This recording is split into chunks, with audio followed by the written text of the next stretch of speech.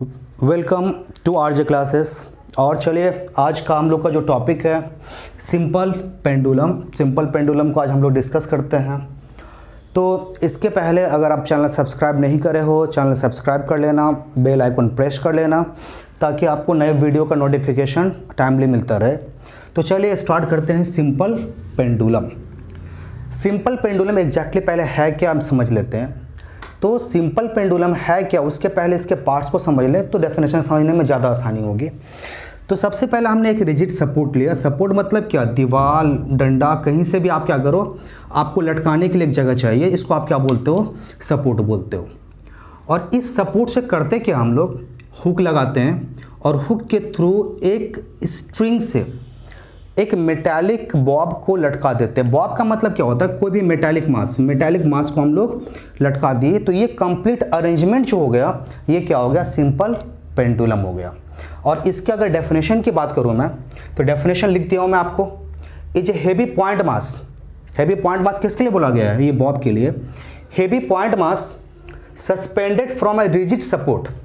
Point mass को आपने लटका रखा है कहां से, रिजिड सपोर्ट से लगा रखा है। और किससे, by a massless and inextensible string.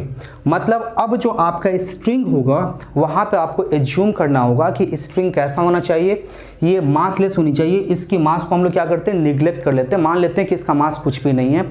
और दूसरी बात, ये आपका जो स्प्रिंग है ये एक्सटेंड ना करे, तो इनएक्सटेंसिबल है, आपका बढ़े या कमे नहीं। तो इस पूरे अरेंजमेंट को आप क्या बताते हो, सिंपल पेंडुलम। या दूसरे तरीके से आपको बहुत ऑर्डिनरी लैंग्वेज में लिखना हो तो आप ऐसे बता दीजिएगा, simple pendulum is an arrangement. क्या ये arrangement in which a heavy metallic mass को आप क्या बोलते हो, bob, remain suspended to a rigid support with the help of a massless inextensible string. तो इस पूरे कहानी को, इस पूरे अरेंजमेंट को आप क्या बोले, सिंपल पेंडुलम। अब सिंपल पेंडुलम में कुछ चीज़ें समझ लेते हैं। पहला आता है कि मीन पोजीशन। जब आप किसी पेंडुलम को लटकाओगे, सपोज करो ऐसे लटकाते हो, तो सबसे पहले इनिशियली पेंडुलम किस में रहेगा, रेस्ट में रहेगा। तो रेस्ट पोजीशन में पेंडुलम जिस पोजीशन को मिस फॉलो करेगा, जिस पोजीशन पे लाई करेगा, उस पोजीशन को आप क्या बोलते हो, मीन पोजीशन। मतलब आपने लटका दिया है, अभी आप पेंडुलम को ना इधर हिलाए हो ना इधर हिलाए हो, तो उस रेस्ट पोजीशन को आप क्या बोलते हो, मीन पोजीशन। दूसरा आता है क्या, एक्सट्रीम पोजीशन। अब एक्सट्रीम पोजीशन क्या बोलते हो, अब सपोज करो आपने पेंडुलम को यहाँ लटका दिया, लटकाने के बाद आपने पेंडुलम को खींचते हुए यहाँ तक लाया, मतलब मैक्सिमम आप यहाँ तक ले जा रहे हो, और फिर यहाँ से छोड़ा और यहाँ से इतना ही दूर क्या होगा, इस तरफ भी आएगा। तो इस तरह से तो पेंडुलम हाईएस्ट जिस पोजीशन तक जाएगा उस पोजीशन को आप क्या बोलोगे, एक्सट्रीम पोजीशन बोलोगे। तो मेन पोजीशन समझ गए, एक्सट्रीम पोजीशन समझ गए। और बॉब मतलब क्या, जो मेटल का जो आप बॉल लटका रखे हो उसको आप क्या बोलोगे, बॉब। चलिए अब कुछ टर्म्स की बात कर लें। पहला जो टर्म्स है अपने पास, that is the effective length. Effective length, इसको आप लेंथ भी बोल सकते हैं, लेंथ ही मेनली हम लोग बोलते हैं, बट इफेक्टिव इसलिए बोले, क्यों बोले आप समझ लो जरा सा अच्छी तरह से। देखो लेंथ का मतलब सिंपली क्या हो, कभी कभी दिमाग में यहाँ थोड़ा सा समझने लायक है, तो कभी कभी आपके दिमाग में आएगा लेंथ मतलब क्या, सपोर्ट से लेकर और यहाँ तक का पोजीशन, इसको आप लेंथ बोलोगे, नहीं ये भी लेंथ नहीं है। फिर दूसरे वक्त आपके दिमाग में आएगा तो कहाँ से, तो इसका मतलब सपोर्ट से लेके और एकदम नीचे तक का जो पोजीशन होगा उसको आप लेंथ बोलोगे, नहीं ये भी लेंथ नहीं है। तो फिर लेंथ है क्या, लेंथ मतलब इफेक्टिव लेंथ। तो लेंथ है क्या, इसको अच्छी तरह समझ लो। तो रिजिड सपोर्ट से लेकर, जहाँ से आपने लटका रखा है वहाँ से लेकर सेंटर ऑफ बॉब तक का जो लेंथ होगा, कहाँ से कहाँ तक, सेंटर ऑफ बॉब तक का जो लेंथ होगा रिजिड सपोर्ट से, इस लेंथ को आप क्या बोलोगे, इफेक्टिव लेंथ। तो इसको लिख देते हैं, length of the pendulum, length of the pendulum from rigid support to the centre of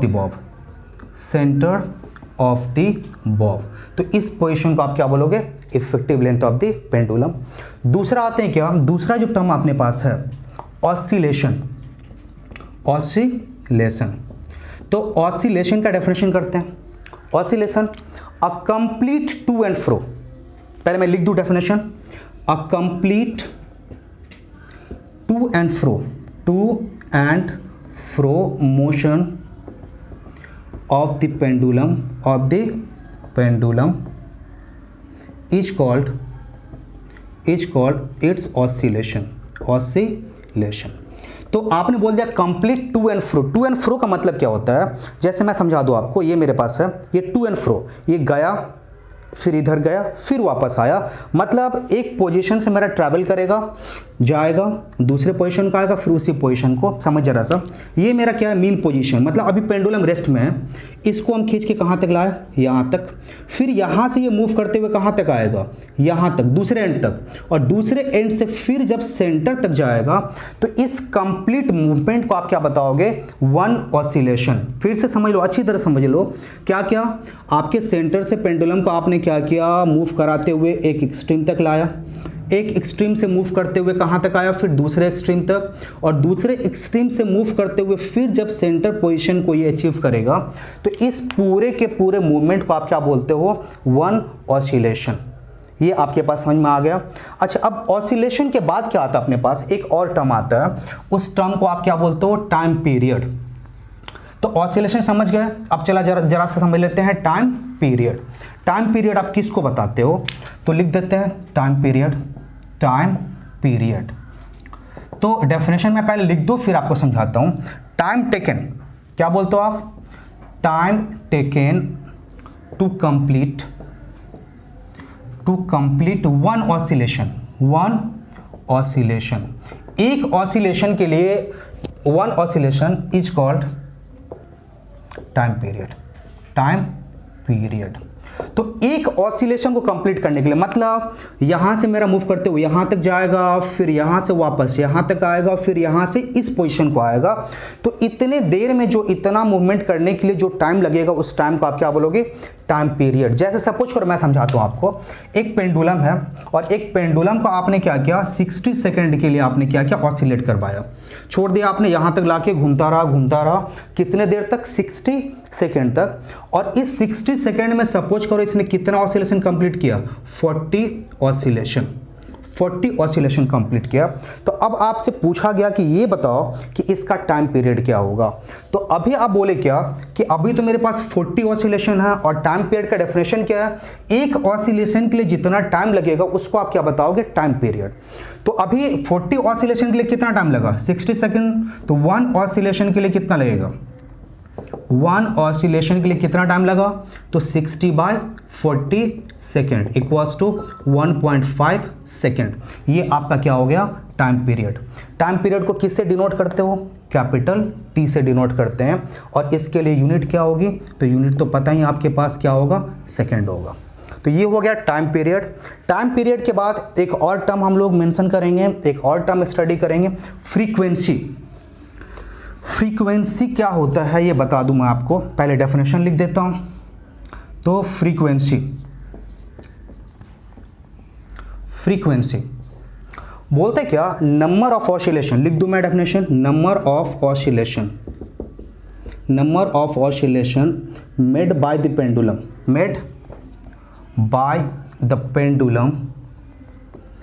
pendulum in 1 second.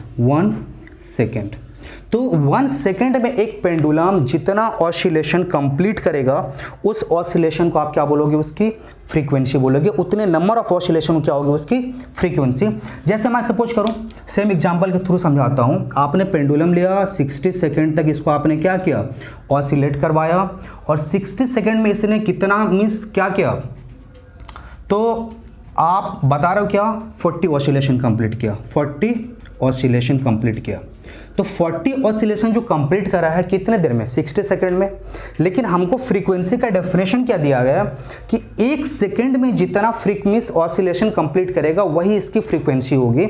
तो फ्रीक्वेंसी के लिए क्या हो गया, तो 60 सेकंड में 40 ऑसिलेशन, तो 1 सेकंड में कितना हो जाएगा, 40/60, कैंसिल करो तो 0 पॉइंट कितना आ जाएगा, 67, और इसको क्या लिखोगे आप, हर्ट्ज लिखोगे। तो फ्रीक्वेंसी के लिए यूनिट क्या लिखते हो आप, हर्ट्ज लिखते हो। तो ये आपके पास क्या हो गया, फ्रीक्वेंसी। फ्रीक्वेंसी के बाद एक और टर्म अपने पास आता है क्या, एम्पलीट्यूड। एम्पलीट्यूड समझ लो जरा सा। एम्पलीट्यूड समझते हैं, उसके बाद फिर देखते हैं अगर और कुछ टर्म बचता है तो उसको कराएंगे, और उसके बाद फिर हम लोग कुछ और टर्म समझ के और फिर ये वीडियो ख़त्म करेंगे, और नेक्स्ट वीडियो में हम लोग न्यूमेरिकल्स स्टार्ट करेंगे। तो चले जरा सा, अब आता है क्या, एम्पलीट्यूड। एम्पलीट्यूड, एम्पलीट्यूड पहले मैं डेफिनेशन लिख देता हूँ, फिर उसके बाद इसको समझाता हूँ। Maximum displacement, maximum displacement, displacement made by a pendulum, made by a pendulum on either side of its mean position, its mean position is called amplitude। Amplitude, इसको थोड़ा प्रॉपर्ली समझना, अच्छे से समझना। देखो जरा सा, ये मेरा मीन पोजीशन है और यहाँ से मेरा मैक्सिमम कितना मीन्स कहाँ तक गया, यहाँ तक। इसको आप क्या बोलते हो, एक्सट्रीम पोजीशन। और इस तरफ भी यहाँ से यहाँ तक कितना गया, इतना गया है। तो अब आप सोच रहे हो कि यहाँ से लेकर यहाँ तक का जो डिस्टेंस होगा, उस डिस्टेंस को आप क्या बोलोगे, एम्पलीट्यूड। बिल्कुल नहीं। तो यहाँ बात क्या होती है कि मैक्सिमम डिस्प्लेसमेंट, डिस्प्लेसमेंट किसको बोलते हैं पता है ना, किसी भी इनिशियल, किसी भी ऑब्जेक्ट के, मूविंग ऑब्जेक्ट के इनिशियल और फाइनल पोजीशन के बीच का जो सबसे छोटा लेंथ होता है उसको आप क्या बोलते हो, डिस्प्लेसमेंट। जरा सा मैं समझाता हूँ। सपोज करो मेरे पास एक ऑब्जेक्ट है ए, और ये मूव करते हुए, यहाँ से मूव करते हुए, यहाँ से मूव करते हुए, यहाँ से मूव करते हुए कहाँ तक लास्ट कर रहा है, इस पोजीशन पे, पोजीशन बी पे लाई कर रहा है। ये खत्म किया अपना मोशन। अब आप बात करते हो क्या, इसकी डिस्टेंस क्या होगी और डिस्प्लेसमेंट क्या होगी। तो डिस्टेंस क्या होगी, यहां से लेंथ मेजर करते हुए आओ, पूरा जो लेंथ कवर्ड करा है उस पूरे लेंथ को आप क्या बोलोगे, डिस्टेंस। लेकिन अगर डिस्प्लेसमेंट की बात हुई तो इसका इनिशियल पोजीशन कौन सा है, ए, इसका फाइनल पोजीशन कौन सा है, बी। अब इसके बीच का जो डिस्टेंस होगा, और डिस्टेंस में कौन सा, जो सबसे छोटा डिस्टेंस होगा, तो इस डिस्टेंस को आप क्या बोलोगे, डिस्प्लेसमेंट। तो यहां सब कुछ करो, यहां से लेकर ऐसे, ये जो मेरा डिस्टेंस निकलेगा, जो सबसे छोटा डिस्टेंस, उसको आप क्या बोलते हो, डिस्प्लेसमेंट। तो अब एम्पलीट्यूड वही होगी। तो मीन पोजीशन से एक्सट्रीम पोजीशन से बीच का जो डिस्प्लेसमेंट होगा, उस डिस्प्लेसमेंट को आप क्या बोलते हो, तो एम्पलीट्यूड बोलते हो। तो चलो अब हम लोग देखो, टाइम पीरियड समझ लिए, फ्रीक्वेंसी समझ लिए, अब समझ लेते हैं रिलेशन बिटवीन, रिलेशन बिटवीन किसके किसके बीच में, फ्रीक्वेंसी, फ्रीक्वेंसी स्मॉल एफ से आप इसको डिनोट करते हो, and time period, time period इसको आप किससे डिनोट करते हो, कैपिटल टी से। तो लेट कर लो, अगर मेरा एक पेंडुलम है जिसकी फ्रीक्वेंसी कितने की है, फ्रीक्वेंसी स्मॉल एफ की ले लेते हैं हम लोग, और टाइम पीरियड हमने कितने का ले लिया, टाइम पीरियड हमने ले लिया क्या, टी का। तो ये दोनों कैसे रिलेटेड है, सो फ्रीक्वेंसी इक्वल्स टू, और ये कितने ऑसिलेशन के लिए हम बात कर रहे हैं, एक ऑसिलेशन के लिए बात कर रहे हैं, ज्यादा ऑसिलेशन के लिए नहीं। तो फॉर ए सिंगल ऑसिलेशन, तो फ्रीक्वेंसी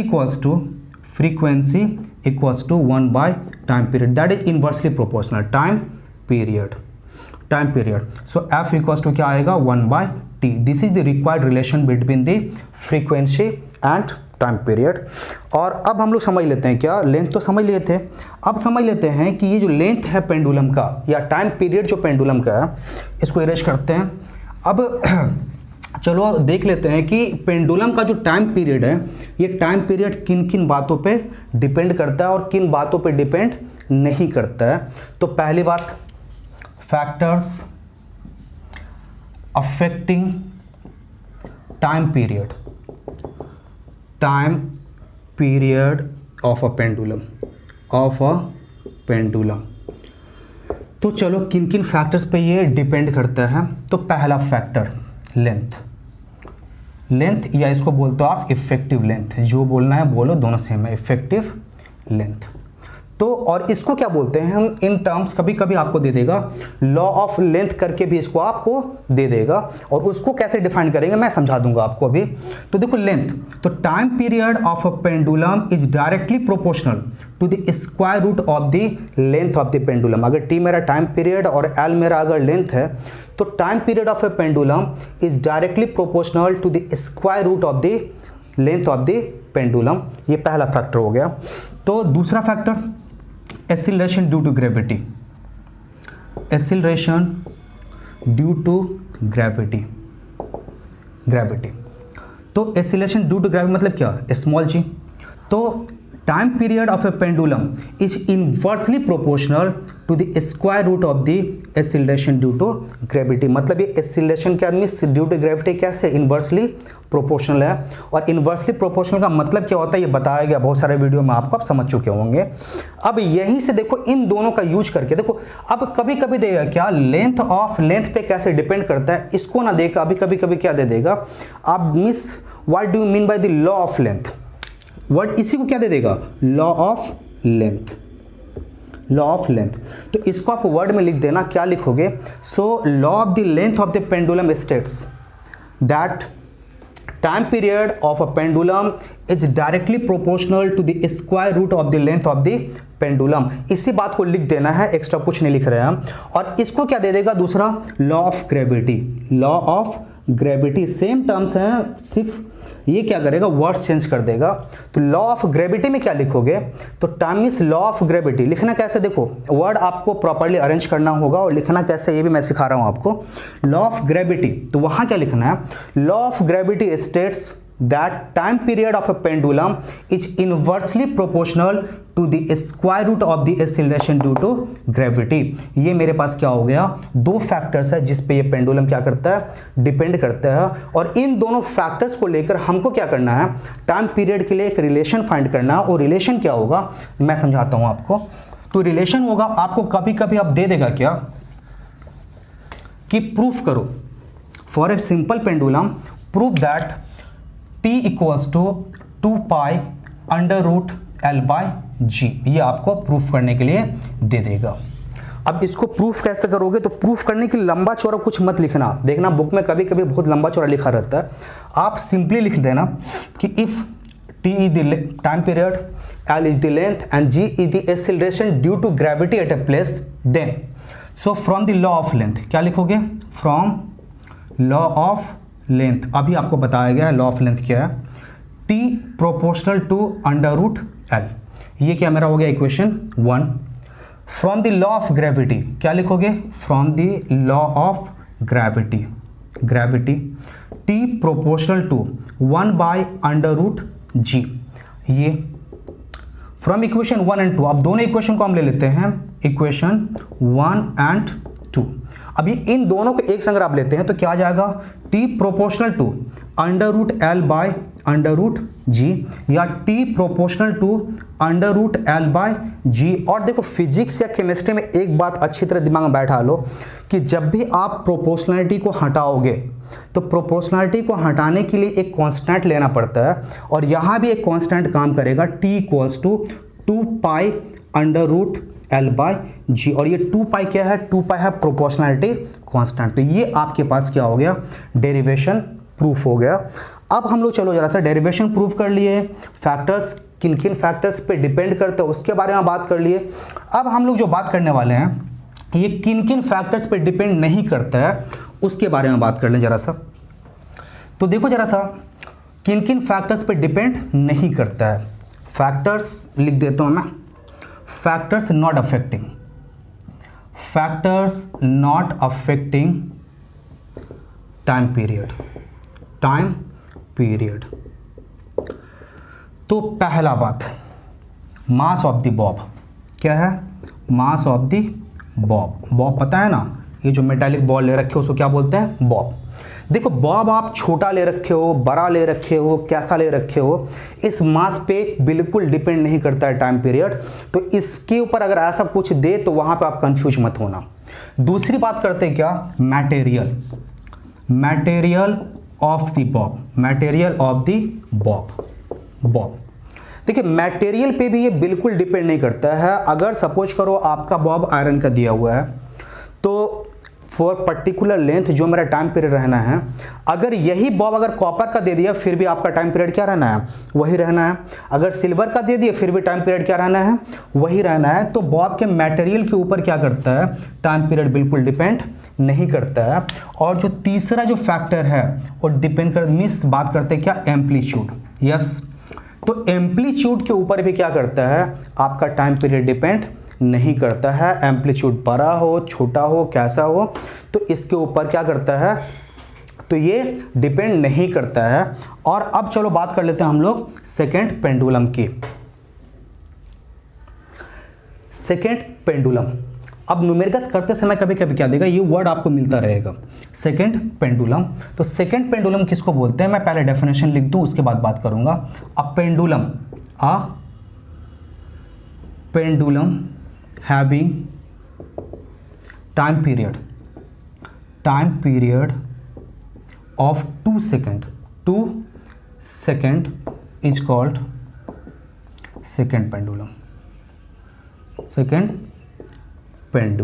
तो एक ऐसा पेंडुलम जिसकी टाइम पीरियड 2 सेकंड की होगी, उस पेंडुलम को आप क्या बताओगे, सेकंड पेंडुलम। तो ये कंडीशन आपको कब मिलेगा, सपोज करो एक पेंडुलम है जहां पे एक्सीलरेशन ड्यू टू ग्रेविटी अगर 9.8 हो और लेंथ इक्वल्स टू कितने का हो, 1 मीटर का हो, तो इस पेंडुलम के लिए क्या होगा, टाइम पीरियड मेरा 2 सेकंड का होगा। तो सेकंड पेंडुलम के लिए एक्सीलरेशन ड्यू टू ग्रेविटी 9.8 की होगी और लेंथ कितने की होगी, 1 मीटर की होगी। तो ये आपका सेकंड पेंडुलम कंप्लीट हो गया।